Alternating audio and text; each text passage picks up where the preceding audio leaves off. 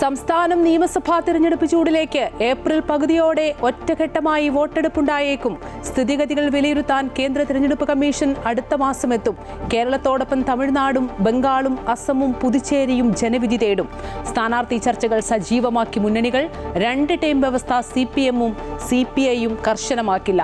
UDF-ൽ ലീഗിന് കൂടുതൽ സീറ്റ് നൽകിയേക്കും. NDA-യിൽ അധിക സീറ്റ് ആവശ്യപ്പെട്ട BDJS. ശബരിമലയിൽ വൻ കവർച്ചയ്ക്കായി ഗൂഢാലോചന നടത്തിയെന്ന് കണ്ടെത്തൽ. ഉണ്ണികൃഷ്ണൻ പോറ്റിയും പങ്കജ് ഭണ്ഡാരിയും ഗോവർദ്ധനും ബംഗളൂരുവിൽ കൂടിക്കാഴ്ച നടത്തിയെന്ന് SIT. സ്വർണ്ണക്കൊള്ള പുറത്തു വരാതിരിക്കാനുള്ള ഗൂഢാലോചന നടത്തിയത് ഒക്ടോബറിലെന്ന് ഹൈക്കോടതിയിൽ SIT. പുനർജനിയിൽ പ്രതിപക്ഷ നേതാവ് VD സതീശനും മണപ്പാട്ട് ഫൗണ്ടേഷനുമായി അവിശുദ്ധ ബന്ധമെന്ന് വിജിലൻസ് റിപ്പോർട്ട്. വിദേശയാത്രാ ചെലവ് വഹിച്ചത് മണപ്പാട്ട് ഫൗണ്ടേഷൻ.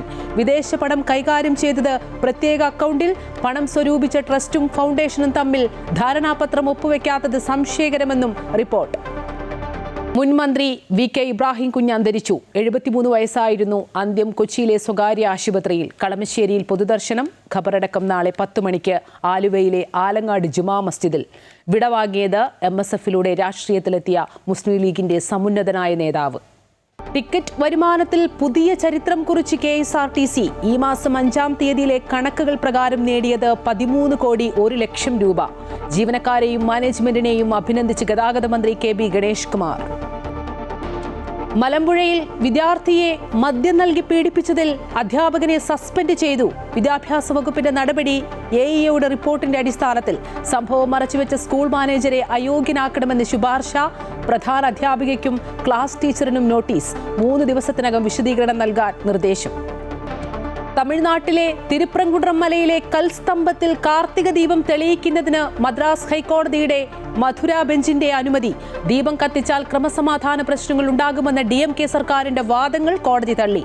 കരൂർ ദുരന്തത്തിൽ TVK അധ്യക്ഷൻ വിജയ്ക്ക് CBI സമൻസ്. ഡൽഹി ഓഫീസിൽ ഈ മാസം 12-ന് ഹാജരാകണമെന്ന് നിർദ്ദേശം.